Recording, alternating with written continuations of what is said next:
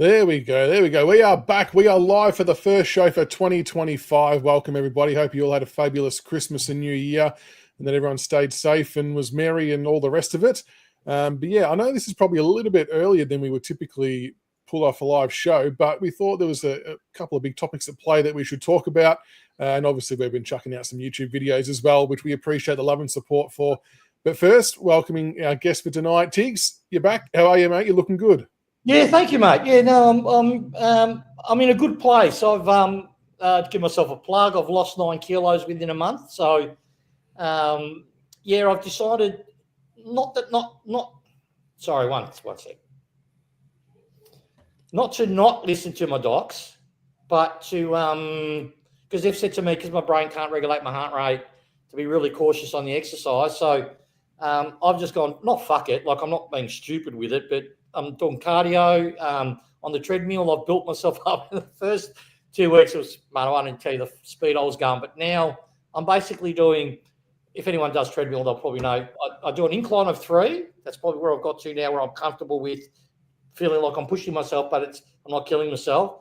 I do it at just before jogging. So I basically do a kilometre every 10 minutes or a little bit over a K.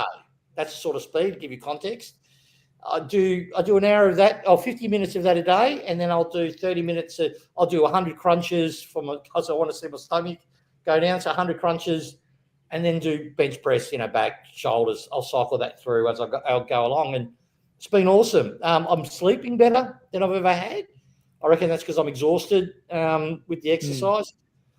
Headaches still get triggered and all that other rubbish, but I can't do anything about it. But now I'm at the stage as well, that's the new normal. I'm not going to stress about it. I'll just grit my teeth and bear through it. Yeah. But at least my body is healthy. My mind is healthy. So, yeah. No, you're doing well, mate. And people in chat telling you to put the footy boots back on and get back out there. No, it's Jones. It's a 12K, mate. Is it a 9K? Very good. Well done. He obviously wants to see it. So there you go. There's the beauty. Oh, hold on. Oh, the 9K beast. There it is. This is the beast, mate. With the Roxy Park internet. There you go. I should be good with the internet. I'm using my son's laptop, so it should be good. Very good. And Grok, welcome to you, mate. How you been? Yeah, I've been good, mate. Thanks. And just to start off, thank you so much for all for the birthday wishes last week for all the viewers who posted something either on the Facebook page or Twitter. I appreciate that. But yeah, going well. Back at work and smashing out course content. Had to create nearly a whole term's worth of lesson plans in 4 days, so it's been a mad rush at work. We've got it all sorted, thankfully. So yeah, now just kind of relaxing a little bit more than I have been over the last couple of weeks. But no, it's good to be back. And I agree with this. Tiggs, you are looking a lot better than you have been for a while. So it's good to have you back. Looking $1 million. There's also been a little bit going on with the footy club. The players had a break, obviously, over the Christmas New Year period. But they've been back for a couple of sessions, and the club released a training video the other day, probably about minutes after I put out a video, which completely threw everything out. But anyway, that doesn't matter. But we'll talk about the training video, the preseason stuff, and what we've seen so far, what we've liked and disliked before we get on to the big topic of our trade targets and free agency and draft plans for 25-26. The big name that I know, Grok, you're very, very keen to talk about is Liam Fawcett, the big tap. He is looking like a big, big unit, and he seems to be ticking a lot of boxes for the footy club at the moment.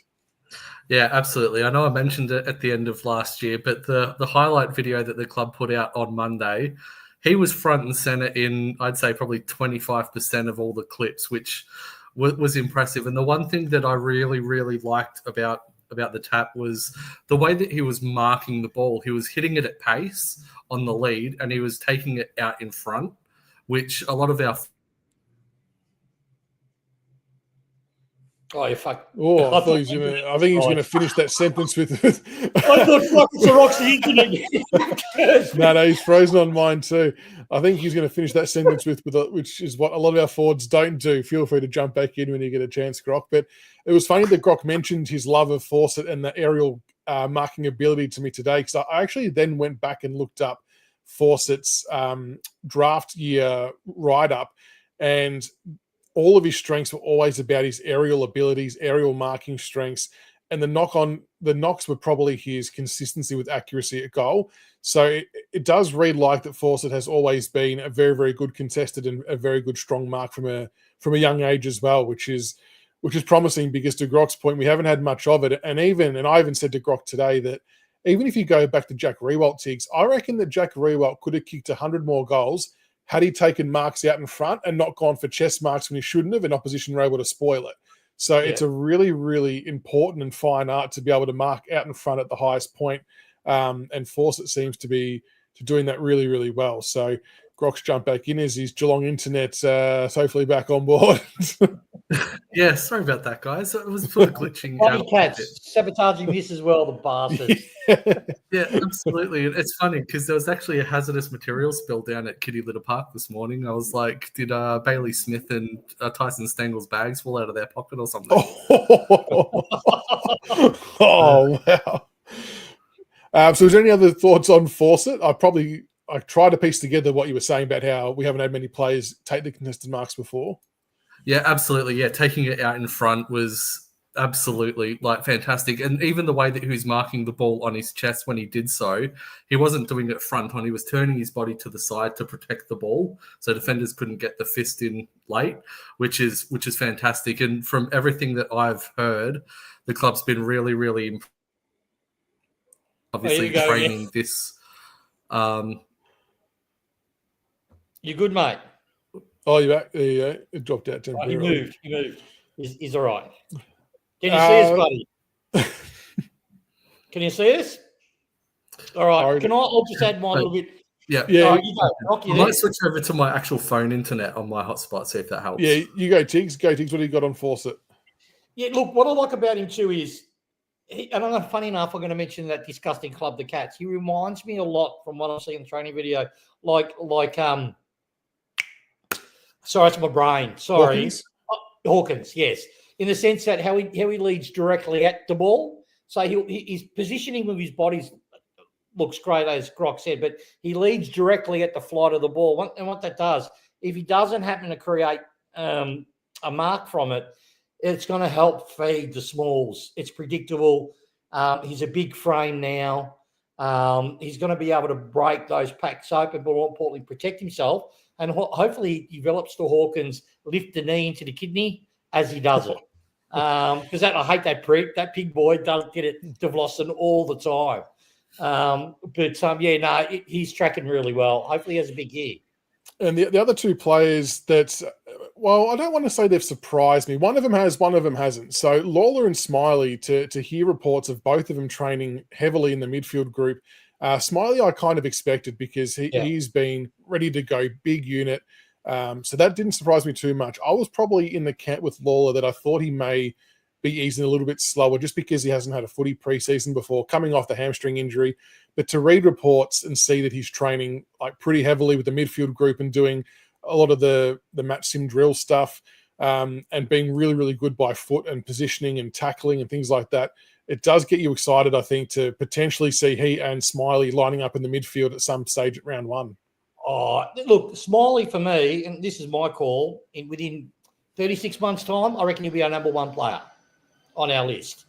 He's got that. He's just the presence around the ball, his size, his leadership, his vocality, but his ability, to keep his hands high when he's tackled. I saw a lot of that in the training, as I was doing, I think, in the last one that they did. You could see him, he expects the contact. He's not afraid of it. He'll go into the contact but lift his hands free, and straight away you see his head's on the swivel looking to who he can actually handball it off. And with Laylor, he looks like a Dustin Martin as a kid, but he plays different. He tackles. He's got that defensive intent. He's look, and I love Dusty, right? For me, there's Matthew Richardson, number one for me. Dusty, very close second, right? But Laylor, for me, he's a hybrid of Dusty. He's got some Dusty elements, obviously, with his forward play and his body shape, but he's a team player. Dustin never really was early days. Dustin Martin, even early on, if you look at his early games, it was all about get the ball, get distance on the kick, maybe via coach's instruction. Look, I'm not saying Dusty didn't evolve into a team player, but he he just played footy. Am I making sense? Where Laidlaw, Yeah. you can see it the way he trains. It's who I can bring in. What can I do to expect a forward play, even when and that's rare to get that from a number one draft pick that will do the extra effort, even if he's not going to get credit for. And so I reckon he's going to be an absolute gem. And the other big facet to Lawler's game, Grok, that Dusty probably never had, and it's not a knock on Dusty because he was what he was, an absolute superstar. And this is why I don't think the Dusty comparison was very close, but Lawler's a good tackler. Tackles, sticks, hunts. Dusty never really did that, which was fine because we covered for him, Grok, which was okay. But it kind of feels like Petrarca was a closer comparison in some aspects. Yeah, absolutely.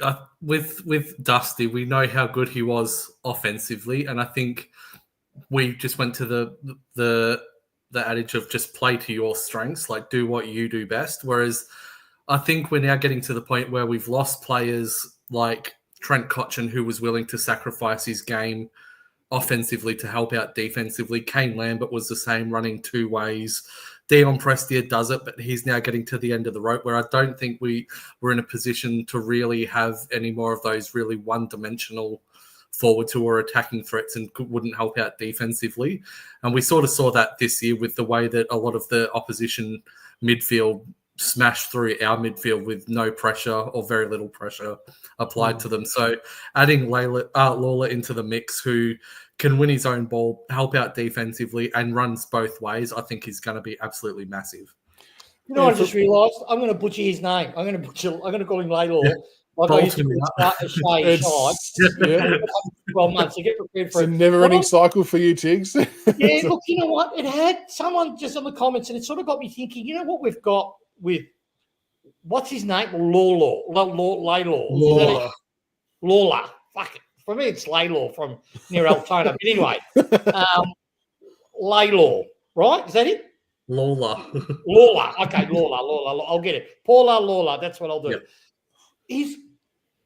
If you picture Trent Cotchin having Dustin Martin's frame and his weapon, which is his boot, and his ability to burst out of traffic. But Cotchin had that. But so go with me here.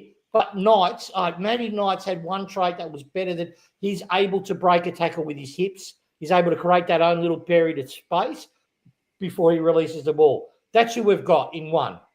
And so I'm super excited. But if I had to pick the two as my captain of choice, it'd be Smiley for me. But we're in for a great ride. Shiloh. That's mine. Very good, Mr. Stokey. Very good. But yeah, make no mistake, we are super lucky to have both Lawler and Smiley. And look, again, I put my hand up and say that pre-draft I was a little bit skeptical on Smiley, but I'm completely sold now from what I've seen and read, so which is good. Yeah, moving on to some of the rehab guys, Gibkiss has returned to the main rehab group. It feels like we've got 4 or 5 different rehab groups at the moment. Apparently, he and Houghton started their running the other day, which I think the players went over and cheered them on and got around him, which is really, really good to hear. Prestia and McAuliffe are also in the rehab group, as is Dow. But someone correct me if I'm wrong, but I haven't seen any reported injuries on either of or any of those players. I'm thinking it may just be simply pre-season management of workload. I feel like if a Prestia... Or general soreness. But I feel like if there was a legitimate injury or a twing of some kind, we would have heard about it. It would have been reported on. But yeah, unless someone knows otherwise, I just feel like it's just a management thing. But yeah, good to hear Gibkiss and Houghton getting back out there. And it sounds like Timmy Taranto is pretty excited to have Houghton at the club as well. Yeah, it could also be that they've had some minor sort of surgery or clean outs or something over the Christmas break. I know Bauer had one, which is why he was in the leadership group. Apparently had a small operation or something on his shoulder. I was reading somewhere. So it could have just been something that they wanted to get right for the start of preseason. But yeah, I haven't really heard of anything as to why. For Prestia, it could simply be something as simple as load management for him so he doesn't go too hard. We know with his history, that's probably the case. They don't want to push him and have him break down. But all the others, I'm not sure. I'm not too sure. And Tiggs, I don't know if you saw the article, but how refreshing today was it to see? I know the injury report is not great in general, but to see a bit more information about the club's philosophy with the recovery of players and especially with these ACL boys, giving them all the full 12 months. Like Ben Seppel comes from a good ACL background and knows what he's doing, and I just can't help but feel that a lot of our players are in really, really good hands now, and the fact that they've identified they've got to get better athletically in terms of their technique and style, not just the ACL guys, but all of the other players. And that's why you see them running hands on hips and stuff like that. It just seems like a whole new approach to how we take on preseason, getting these guys fit. Yeah, spot on. Yeah, I can't add anything to that. That's exactly right. Yeah, I think looking at comparing this preseason to last preseason with the camel and everything like that, this preseason just seems so much more like professional, like no nonsense, get in, get it done. This is how we're doing things, which I think is a good thing to see from Uze and the coach's perspective as well. It seems that they're actually now getting a plan in place, which a lot of people were criticizing, a lack of last year. It just seems this year everyone's now on the same page. Everyone at least knows what they should be doing, even with Serple, with the way that they're running with their hands on their hips to teach them core stability and core strength while they're running in straight lines. It just seems a lot more well managed than it did last preseason, where it just seemed all fun and games under a new coach. And Tiggs, Tom Lynch, he has done pretty much every single bit of preseason training in the full squad, full tilt, with no real issues. How good is it to hear and see him training the house down and getting himself prepped for a big 2025? Particularly too because of our forward, our age of our forward group. You know what I mean? To have that big guy that's actually a presence going to do huge in relation to development of our two younger talls that are going to hopefully play alongside him. From the little birdie but I don't truncate what I'm going to say towards the end of the show, but the little birdie who told me, he would generally know, don't be surprised if we try the 3 forward model for a period of time, particularly early in the season, is what I heard. I would not be surprised if that happened, just to get exposure. Are we seeing an Adams triangle, kind of like Terry's triangle? Yeah, well, it's more to do to give real-time experience with an elite forward, which is Tom Lynch. You can only do so much in training, but when you see his leading patterns, how he blocks, when he decides to go at the contest, all that sort of stuff, during a game, you get a lot more value from that. And at the end of the day, we want to get synergy with the tools that we do have, and it's a different. Because see, we've got one of the kids that we've got, which was the first one that we picked. What was his name? Jonty Fall. Yeah, he's more of a centre half forward. He can lead right up the ground. He's like Jack Rewalt in relation to footy IQ. Probably not at his level yet. Obviously, he's a kid, but he's got a tank for a forward. He can really lead up and down, and he can create. So having two anchored deep tall forwards in Lynch and the other bloke, and having it. Sorry if I miss names, guys. It's not because I don't know the player. It's just because of this bloody thing. I've got to, when I'm talking too quick so I don't stutter and do all that shit, the name's in my head, but I can't access it. So just that will get better. I just apologise in front. But you know what I'm saying. We've got these three forwards. They're all different from each other. And, getting our two power forwards playing deep together is just going to increase our young kids' development. And we've got that high leading centre half forward. So it's going to be pretty good. If we're doing a triangle like that, I reckon obviously Lynch will be one. I reckon Fawcett will be the other, and maybe Bauer is the third initially. I'm not sure whether Jonty Fall and Armstrong will see early games. I think they will eventually. Yeah. I just think that Fawcett, even though we've not seen anything of him at AFL level, but physically is a lot more developed and advanced than the other two. And Bauer, well, we think Bauer's got a really high ceiling, even though he's got, I think, the no contact cap on at the moment. But yeah, I like it. I don't mind it because they need to be able to learn from Lynch as well while he's on the park, like you alluded to, Tig. So that's kind of, and this is what a lot of these older players need to understand now, is they're now teachers. It's kind of shifted from this star-studded lineup where we're playing for flags to now, okay, we're now educating these young kids to transition them to when we're no longer at the club to leave it in a good place. Yeah, spot on. Can we talk about the one negative for me this preseason, which fucking shatters my heart? Just absolutely shatters my heart. It depends on how. Are you talking about Balta? No. Okay, good. Which one are you talking about? Sonsie. The fucking mismanagement of that poor kid. Now, he's got his haters, and, this kid is a talent. As a junior, he was a contested, able to break out a contest, use his elite disposal. That's what the raps are on him about, right? His first couple of games with the club, when he was actually played in the guts and outside the ball, but within that inner circle, he showed what he could do. He showed glimpses of his ability. Obviously, because our team strength back in the 17, 18, 19, 20, he got shuffled out. Yeah. Now he's training with the bloody forwards. He's not a bloody forward. He's not a bloody wingman. He's not a bloody backman. He's a midfielder. Now, I think, unfortunately, we're just not the right club for him because we've just recruited elite talent in. We've got more elite talent coming, and he's not going to find his spot unless we get smashed by injury. But I just wondered if he watches the show, he needs to be traded out, and he'll have a great career. Because for me, he's a quality young kid. Mate, hopefully he surprises me and he develops into a small forward but I don't think he will. So, it's a shame. I put out a video highlighting exactly that he's he's a midfielder, and when he does that in the VFL, Grok, he gets really, really good numbers. Unfortunately, all the recent reports seem to suggest that he's training as a half forward. He just doesn't get it there, does he, Grok? And I think Tiggs is bang on that there's going to be too many other kids that are probably going to get game time ahead of him. I mean, realistically, last year, Grok, if he couldn't get a starting midfield gig with the amount of outs that we had, even whilst he was playing in the side, it kind of seems like the club don't see him in that spot, which is annoying. Yeah, absolutely. And I think he shot himself in the foot a little bit last year with his actions in the VFL at the end of 2023, where he rubbed himself out for the first few games of last season, where we were trialing what our midfield mix was going to look like. So I think he was behind the 8 ball from that.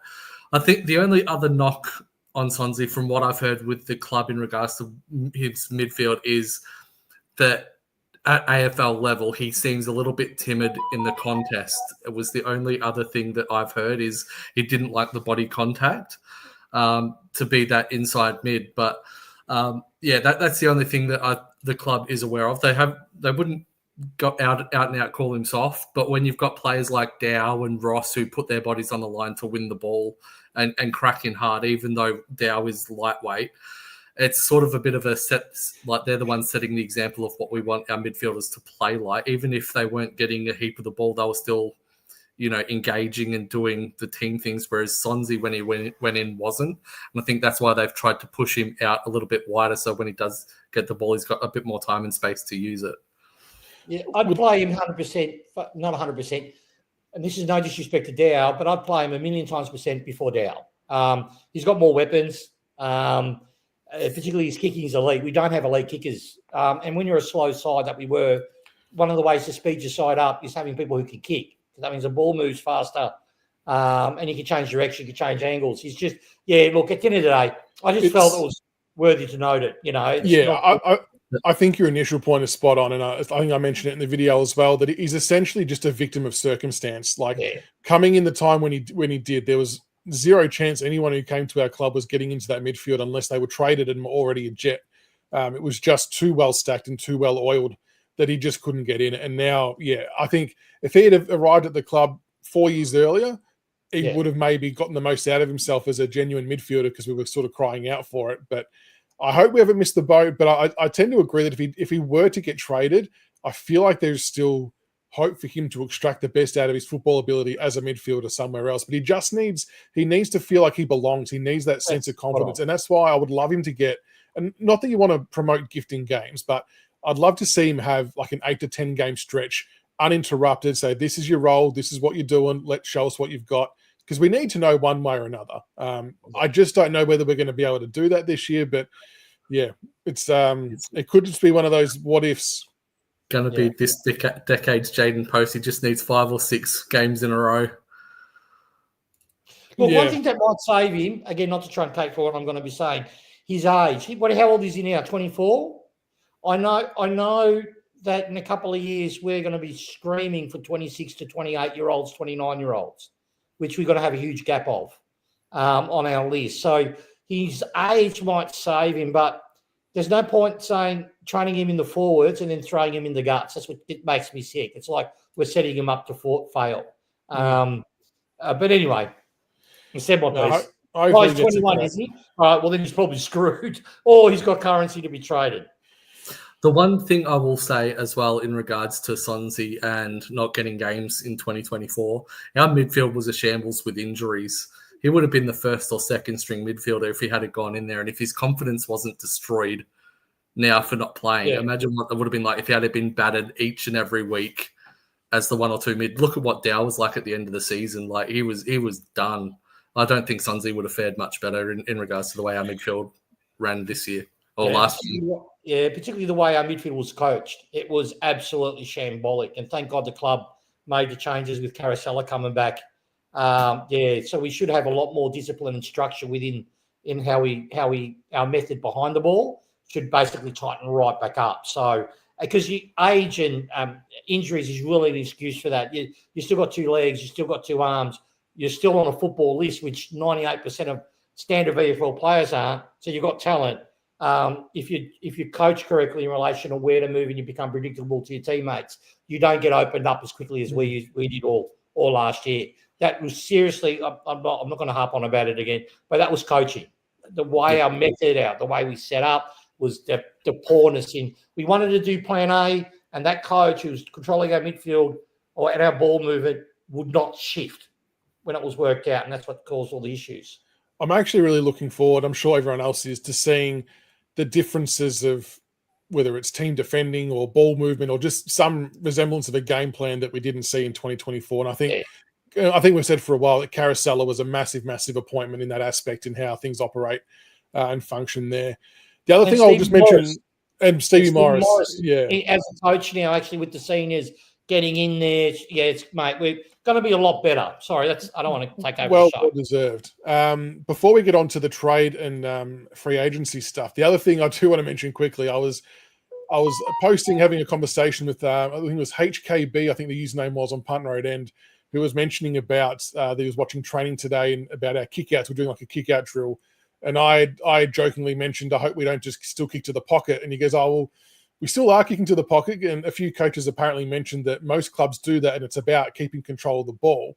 And I said, well, hopefully the second kick isn't down the line like it was for the last 2 years because it just gets chopped off. Because I would like to see more dangerous kicks taken with the second kick.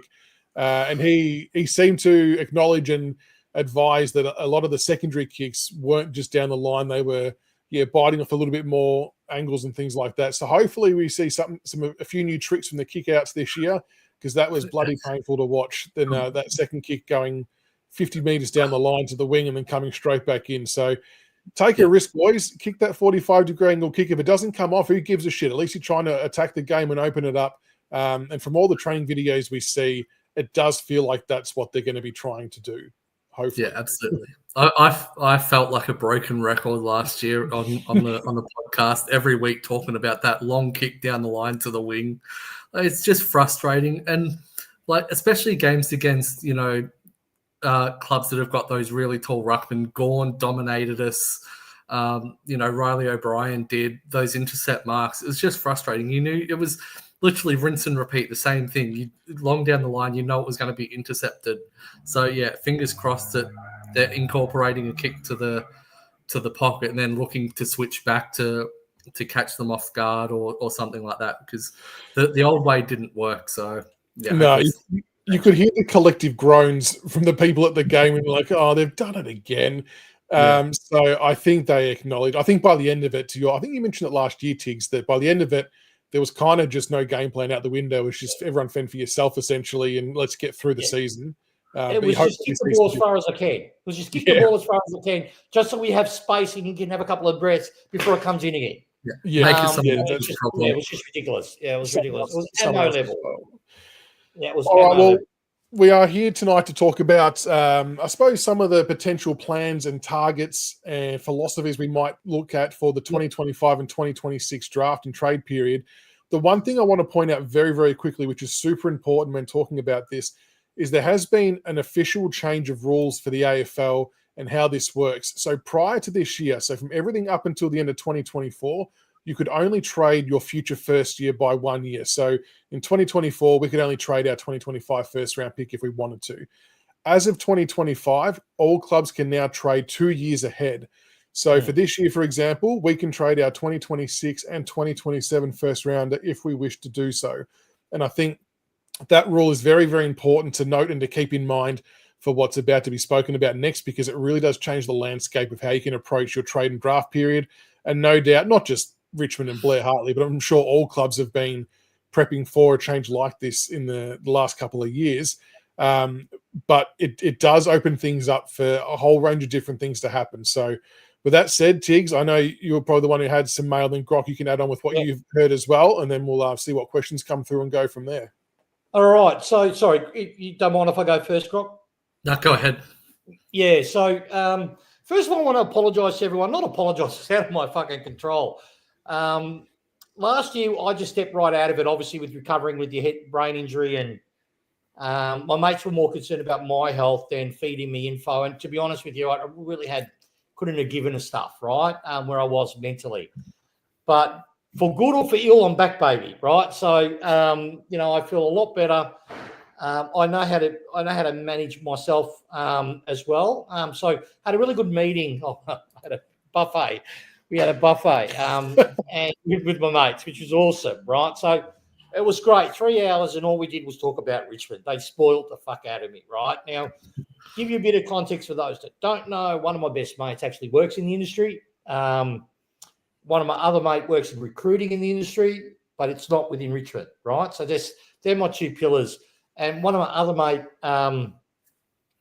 business is involved with the industry, but he's not part of it. That's all I can say, right? Because I just actually had 2 texts. Don't fucking say it. Don't say it. But anyway, so they know what they're talking about, and they're pretty much spot on. And what they've said to me, first of all, they're stoked by the kids we picked, right? They said Blair's just knocked it out completely out of it was the huge buzz across all clubs, how targeted we were. There was method in every single thing that we did, and it was clear. But my question was, we could have all the great kids in the world, but is our coach a dud? I just came out with it. And, they filled me with a bit of confidence, but they did fill me with, Adam is not Hardwick, right? They have core differences in their belief in how to win football. And from what they can gather, basically on obviously the feelers that we've put out as a club in recruiting new targets, all that sort of stuff. Adam is in the school that midfields win football. He booked the Richmond Football Club, and I'll stand on this. So let's see if this comes out. Richmond's now sort of believing that the game's evolving into the sense, instead of the defence, which is always will be important, the turnover game, winning premierships. The game's evolving now to back to the engine room. You have not just 1 or 2 good midfielders. You need 3, 4, 5. You need that depth. But more importantly, you need the inside ball control. So first possession needs to be won. That's the main thing. And a lot of that comes from how the stand rule is now, how the game's being officiated. It's only going to get tighter in relation to head injuries. So if you obtain first possession first and then you get tackled, you have more likely chance of actually retaining possession because of free kick, so on and so forth. So there's a lot of layers to it. The other reason too is our outside spread. If you notice, the good teams, it's not the wingers that cause their forward ball movement and their ability to run back with the board. It's the outer ring of the midfield, right, which supports their wingers and their back half. So that's what we're going to be targeting, and that's why we recruited the what we have. That's why we've got a couple of big, huge bulls that actually can play forward in midfield. That's why we've gotten these one mobile tall and so on and so forth. So that got me pretty excited, and they all believe that Adam's got what it takes. There's a clear direction from what they hear from the club and how we're training. Obviously, the scouts and all, we've got method in our training. Our evolution at the moment is just get games into the kids, embed this game plan. Let's see how they perform with it. And we've got hopefully have evolutions to that style if certain parts of it doesn't work out based on the personnel that we've got. But this is the exciting part, right? And this is they were telling me, because this was obviously Sunday, but trading 2 years in advance, as it was already locked in. It's done, right? So Normally what Richmond does, we trade for need, and we recruit for want, right? So if we needed to get a portion on the ground fixed, for example, we would do that, like with Harvard, guys that could run all day. They didn't have to be highly skilled, but had to be team first, good characters, all that shit. But we needed a forward, so we got Lynch. We needed a ruck, so we got Nag. We needed another midfielder, need another two, so we've got Caddy and Prestia. So, but normally to get to that stage, we have to wait 2, 3, 4 years of development before we can go bang, right?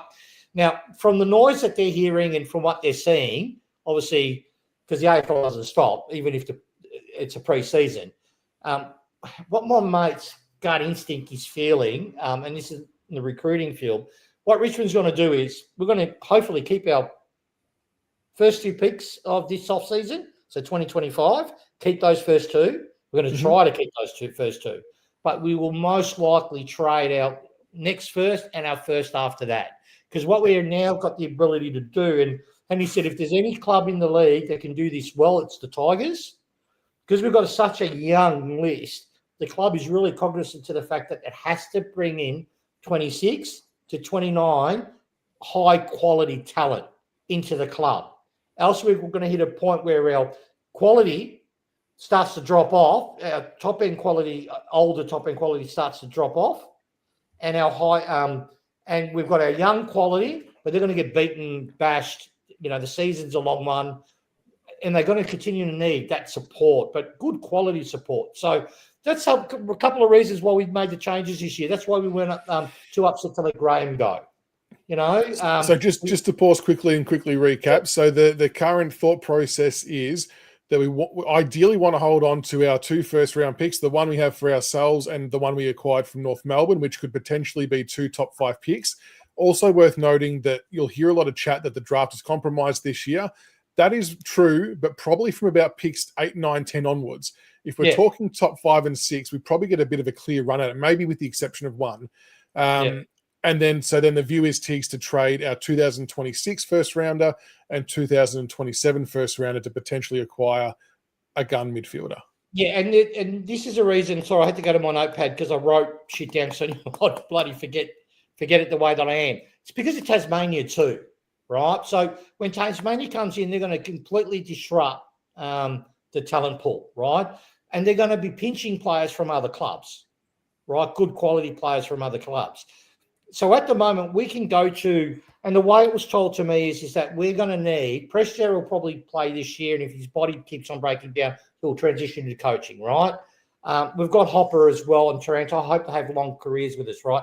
But Hopper's body, if it doesn't keep on improving, he might have to be shifted to more of a forward role or something like that. So from what I got here, he was pretty adamant.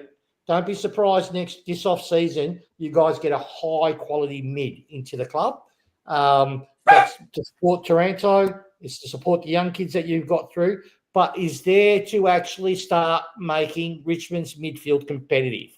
And if you think about it, Uze is from Melbourne, and they didn't just have Petrarca, they didn't just have Oliver, they had a good, 4 or 5 mids, right? So that's what we're all going to be aiming for. So he's not surprised that we go for 2 high-quality mids this offseason, gets injected into the club. At the 26, 27 age bracket. That will give them 4 years. With Taranto and Hopper, the way they were talking to me, Hopper, obviously he's not convinced Hopper was the right person to ever recruit, and I like Hopper, so this is no slag on him. But, support Taranto. Pressure's now gone. We've got these young kids coming through, and they've got that depth of talent to allow us. The way it was told to me is this year's development, next year is development but competitive. Start winning games of bloody football. Start showing people what you can do. And then we start to scale from that. So we're going to try to do everything this off-season.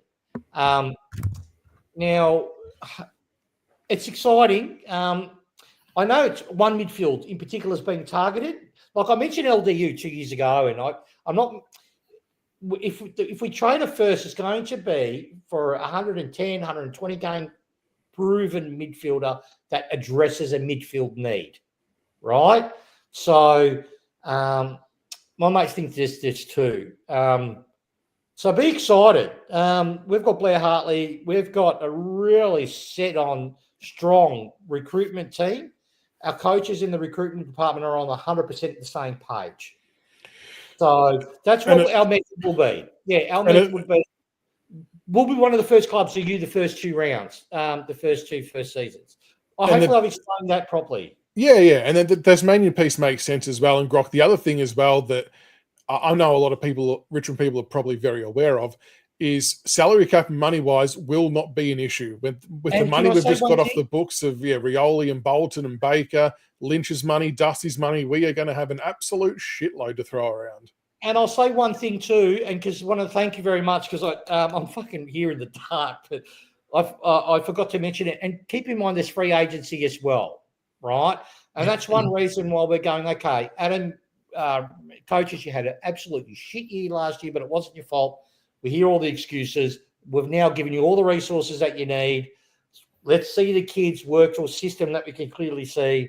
And then, you know what we'll do at the end of the year? We'll get you some more cattle to bring in, 2 high-quality kids in, and we might obviously have to draft a couple of extra kids, but we'll only give you 1 or 2 premier players. I believe they're going to be midfielders, but we'll see. One might be in the back or in the forward. When we get this off-season's finished, it is, okay, you've got all the tools now. Let's start seeing some improvement. Let's start seeing us hit, 10, 11 with a bang, with a lot of close games. Let's just seeing us kick on. But free agency is the reason why we're doing it as well. Because if we show our targets in the free agency space and, look, we're fucking about to click into gear, they're going to jump at the chance that we have the salary cap to support them.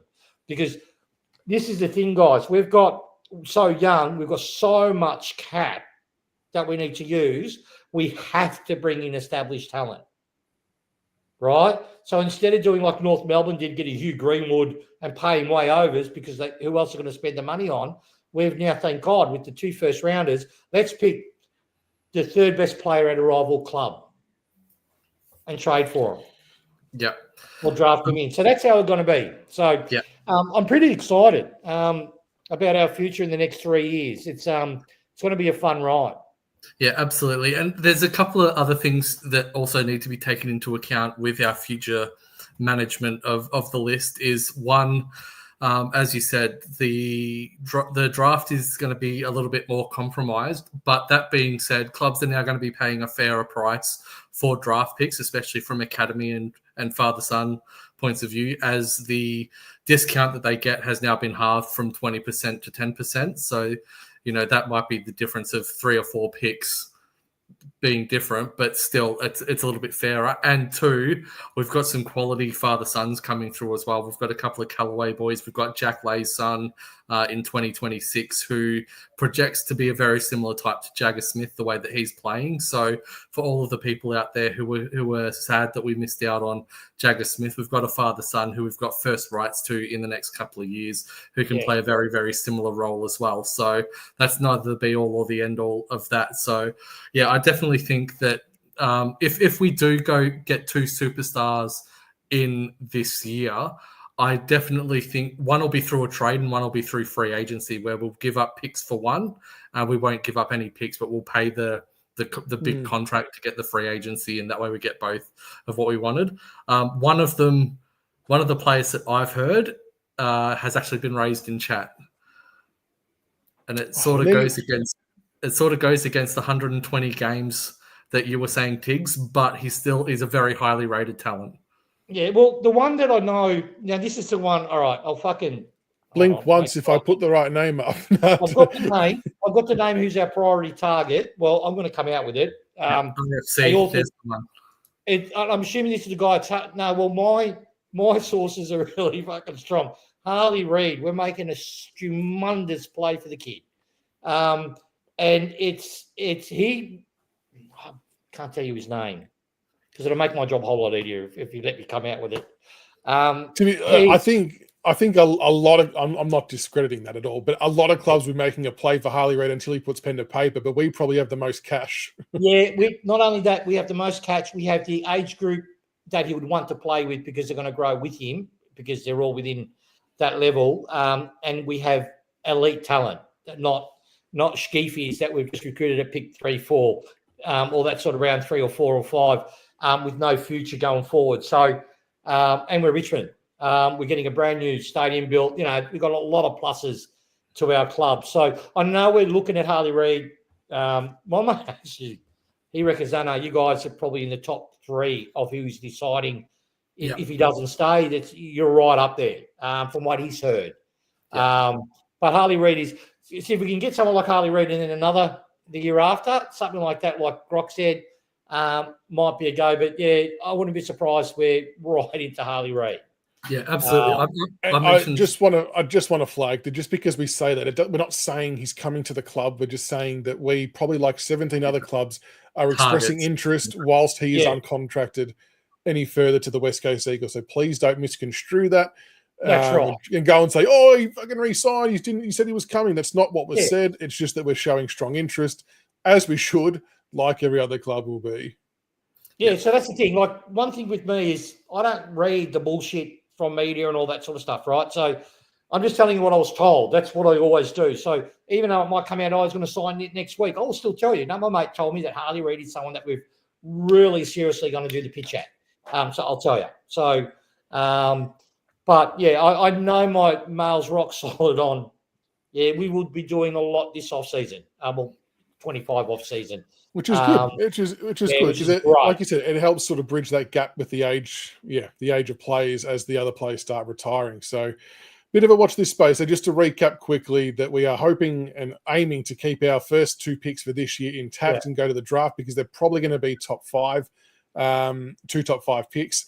And then the plan, because the rules have now changed for this year onwards, that we can now trade the 2026 and 2027 futures, which will be entering the Tasmania compromised areas. So we probably, and like you said, I don't think you mentioned this part just yet, Tiggs, but like you were saying to us earlier, that this year is the year that our future firsts are probably at their highest currency with our current ladder position. If we start to incrementally improve and then try and do it in a few years, probably doesn't work as well. So if we're going to do it, it makes the most sense to do it now while our perceived value of those picks is at its highest point. So yeah, it makes sense. It makes sense. So we'll see how it goes. Yep. Joshua, I don't know what you're getting at, Josh, but stop being a knob. Yeah. RFC Senate. Yep, that's correct. The Cadman is still on the radar, but he's probably now the 15th or 16th name on the list as opposed to being in the top 3 that he was halfway through last year. Obviously, taking on John T. Fall and Harry Armstrong, the key forwards are now no longer a priority. We've now transitioned from what I'm hearing to getting a really nice creative small forward, even though we've gotten Houghton.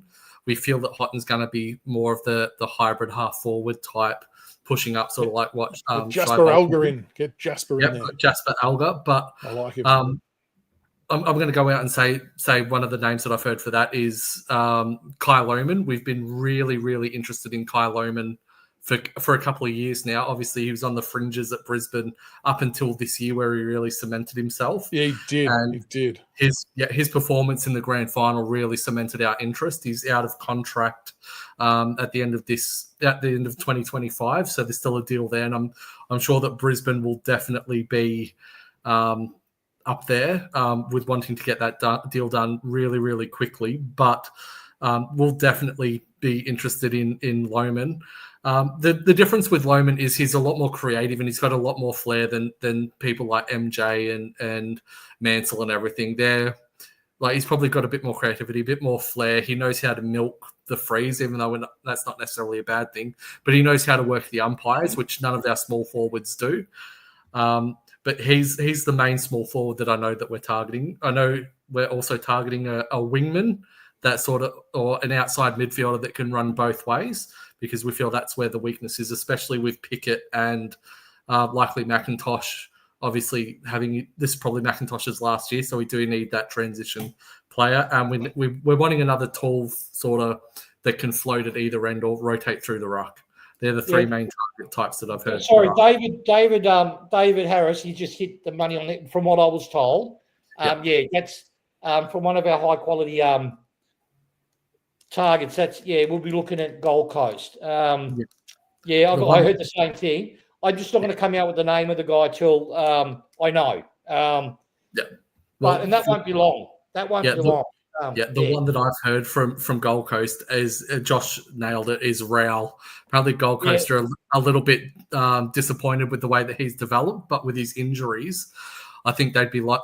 There's rumours that they're going to let one of either Raul or Anderson go, and based off right now, they're wanting to let Raul go just based on the injuries and the consistency. They feel Anderson's going to be a lot better for them than what Raul will be. I heard Matt Raul, but again, he's the way my guys are. First of all, to that Joshua tool, we're allowed to have our own opinions of who we think might be captain or not might be captain and all that stuff. So we're not, we if we get it wrong, we get it wrong. We never shy from that. So go back to wherever you came from. Probably yes, just a good troll there. Yeah, probably a Geelong supporter. So the. Sorry, it's just... No, it's right. Well, I want to throw out a couple of free agency names that I'm not saying are happening, but who I would have interest in. Obviously, Tom De Koning, if he doesn't sign, we should be asking the question of, because that would solve a potential ruck issue for when Nank finishes up. That might be less likely, I think. The other one that I think... Oh, sorry, go. So De Koning, as I said, we're after a tall type that can rotate and go through the ruck. De Koning is our number one target for that role. And again, until he puts pen to paper, I'm going to assume that all 17 clubs are going to be asking Tom De Koning the same question. It's going to come down to, we can probably offer more money. Maybe he wants to stay at the Blues for loyalty, which I understand and is fine. But I would be putting a lot of eggs into that basket. The other player I wouldn't mind having a sneaky crack at, who's a free agent, is Ed Richards from the Western Bulldogs, who I think really come into his own as a midfielder this year. He was playing off the half-back line originally, and then Luke Beveridge tucked him in the guts, and he went to a whole nother level. Good speed, runs both ways. I've always enjoyed watching him play, and he might not cost as much as some other midfielders. He's not going to get you 30, 35 possessions every week, but I feel he could be a nice little asset. Someone on the outside who can utilise the ball once our big bulls have gotten it out. Yeah, great. No, it's going to be once I've got the name, that the names, I should say. Once he's more than. He tells me when he believes there's more smoke, there's more fire than smoke. So when he's at that level, I'll come out with it. I'll let you know straight away. But I know our strategy. That's adamant. I swear to God, if we do nothing this off-season, 25 off-season I'm talking about, I'll take my clothes off on YouTube fucking while running down Bridgewater Road. You have all that to look forward to, because I know I'll be right. I know I'm right. That's interesting from Andrew that Ed wanted to come to Richmond 3 or 4 years ago. I didn't know that. There you go. He's a Richmond supporter. Interesting. I think, he'd be worth maybe looking at. A couple of other points before we go. A few people have mentioned about the captaincy. Why does it keep coming up? I think it's probably a twofold thing. I think number one, because we haven't announced what's happening there yet, which I don't think is unusual. But I think there's also been a little bit of, I suppose, speculation that Toronto's really keen for it. And maybe do we want to start a new era in a new direction? It's just an age bracket thing. Like Nanks, I think he's in his 30s or just about to hit 30. The next best age bracket player is probably going to be Tim Taranto, because everyone else that's probably a chance is also of the same age as Nanks. So what do you guys reckon? Are you thinking that Nank's going to roll around as captain again, or is there going to be a change? Do you think maybe Taranto steps in as a vice captain initially? I don't know. I hope he doesn't. I hope Nank just gets to enjoy his footy. That's what I hope. So not as captain, he just gets to enjoy his football. I hope Tim Taranto gets the captaincy and Broad gets the vice captain. We need that leadership in the centre and the rear. That's what we need. But I wouldn't be adverse to giving it to Tom Lynch. Before Nank got it, I was to Tom Lynch, give it to Tom. Luckily, that never happened because of the injuries. But no, I would. Broad's shown durability. He rarely misses games. He's a leader in the back line. And, you've got one leader in the midfield. Just don't do duo captaincy. That makes me sick. Absolutely. I definitely think Nank needs to give it up. I think with the way that he plays, I think he played a little bit conflicted in needing to set an example, which also limited his natural aggression. He needed to restrain himself, and I think that led to him making just some dumb decisions. in regards to giving away silly free kicks out of frustration and everything like that. I think similar to Cochin, I think once that leadership's gone, he's going to be able to, especially in Koch's last sort of couple of years, he'd be able to play with a bit more freedom and just enjoy football rather than having the pressure on him. But I definitely think Taranto will be captain just based on all of the media that he's done over the preseason. He's been the main one that they're going to for comments on like how the boys are updating and any updates on training and things like that. He's been all over the media page and articles being quoted everywhere. And I definitely think that's the sign that once you've got that one player that's the go-to for sort of media relations and media statements and everything like that, that'll be the type of player that will be captain. I'll back Lee up on that. I actually heard that from a really good person you would know. And the big reason for that wasn't that he doesn't love the club and players don't like him. He's just not vocal on the field. He's not, he's just not vocal. He won't yell at a bloke that's 50 metres away. He'll go up to them and then have a quiet chat. That hindered the feedback that you would have, feedback that I know that the players shared back was that they didn't even feel his presence. Where Cochin, feel for Neck, it's not against Neck, because Cochin was a lot different. Cochin was Jack all game. Yeah. And you could hear him. And if it wasn't Cochin, it was Jack. Yap. Because it cost the two. Yeah. Yeah. They've been used to a certain way for so long. And I would love to see Nank play with a free mind and be his brutal self without the worry of, I'm captain, how's that going to be perceived and what repercussions are there. But look, at the end of the day, ultimately, I do have a lot of faith that the club will make the right call, whether it's with Nank again, whether it's with someone else, whatever it might be, we'll back him 100%. A few comments have come through for Josh Smiley as a smoky for captain. Wouldn't that be something? Get drafted and made captain. That would be something very astonishing. He'd be youngest, wouldn't he? He would beat Trent Conscien's record. Easily. He would be of all time. Getting drafted and made captain would be extraordinary. I'm more than happy to give him. He's earned the leadership group. He's fucking earned it with the way he's trained and how he's definitely the leader of the new brigade. He was captain of a lot of the young. I think he was captain of Eastern Rangers, the All Australian, all the rep stuff. He was a leader all through there as well. So he knows what he's doing in that sense. The only other thing, I've seen a few comments about Balta. We haven't really mentioned it because it's not really our place to, other than to say that whatever will play out. I think the ultimate message is that whatever he did, violence is never the answer, and it's really disappointing that he was put himself in that position with whatever happened, and he's obviously let himself down, the club down, the fan base down, which is really, really frustrating, especially because he's probably one of our now more established and senior players that is probably looked at as one of the leaders. So the club obviously had to make a bit of a stance with the 4 weeks to send a strong message that it's not good enough to put yourself in those circumstances, in those situations. Whatever plays out, but he will serve his suspension. And then my hope is that someone like Jacob Blight takes the opportunity with both hands and runs with it. So it's 4 AFL season games, but also the 2 practice games, so 6 games in total. But he's still able to train with the club and all that kind of stuff. It's just the games he will miss. And look, respect for the show, so I can't say certain things. Just read my post, put a lot on Big Footy. That's clearly from how, and I believe where I heard it from, without a shadow of a doubt. What I will say publicly, he didn't glass anyone. No, he didn't stand there amongst a group of people booting him in the ribs. He didn't go behind someone sneakily as a ninja and just clocked him in the back of the head. None of that happened, right? And if you don't believe me, that's fine. Joshua, this is for you, son. If you don't believe me, but if the club knows the full story, they gave him 4 weeks. And from what I got told, a lot of that 4 weeks was because he could have disengaged from the situation because it was going on for a long time. He knew where it was leading to. It could lead towards an altercation, and he stayed. Yeah. And that's why they gave him 4 weeks, which to me sounds fair.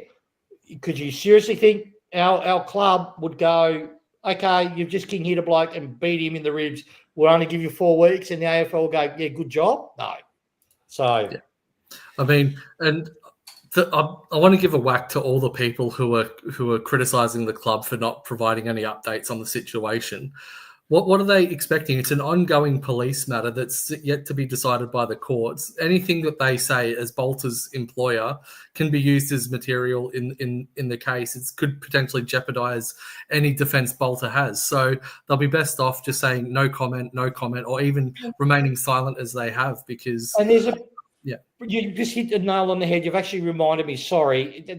The proven point is people gloss over this. Balta went to the police first. That's why he got charged, right? Let that thing sink in for a second, because he's in a group. He's obviously an unknown identity. If someone goes, I'm going to sue you, I'm going to do this, he's gone, nah, told the club what happened, and he's gone, and they've obviously said, no, let's get in the front of this, and he's gone to the club, and they've said, did you hit him? Yes. Okay, the charges come on. That's why, if you read the charge report, it's bloody vague, because they're investigating it, obviously. I don't even think he'll get to court. That's my personal opinion. But anyway. Yeah, we'll leave it there for the Balta stuff. But, silly mistake. You'll have to learn from it. All the best to you too, Fred. I believe, if I remember you correctly, I think Fred's a Fremantle supporter. So, Fred, I think you're in for a very, very nice year. I think the Dockers might be in the top 4 areas. And I'm sure you will enjoy Balta. Yeah, fucking 15 metres in front of goal. Fucking miss. No, seriously. You're going to love him. You're going to love him. He's a gun. Yeah, I agree. But anyway, that is a wrap for tonight for the first show back. So thank you very much, Jen. Oh, sorry. You have something else? Before we do that, just on Aaron's comment, is this the one that got swept under the rug, the domestic violence situation? The one that miraculously, there was an article about it in the paper, and then no media picked up on it at all. Yeah, ridiculous. Yeah, it's crazy, the double standard of this club. Oh, crazy. Harry, I'm not sure why you felt the need to log in with 1,000 alt accounts, but please disappear quietly.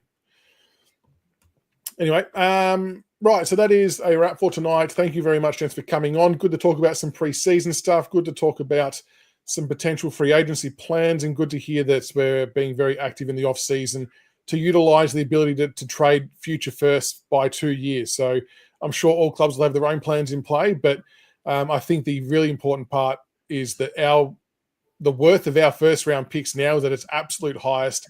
So we'll hopefully be in high demand. So we'll see how we go on that front. But have a wonderful evening, gents. Thank you for joining us. Thank you to everybody for tuning in. Make sure you leave us a like and a subscribe on YouTube, on Twitter, Facebook, wherever you listen in. And we'll keep posting YouTube content and things like that. So if you see videos, make sure you get around and chuck some comments on there. We'll keep filling in the space until the preseason games kick off. So thank you again, gents. And until next time, go Tigers. Go Tigers. Go Tigers.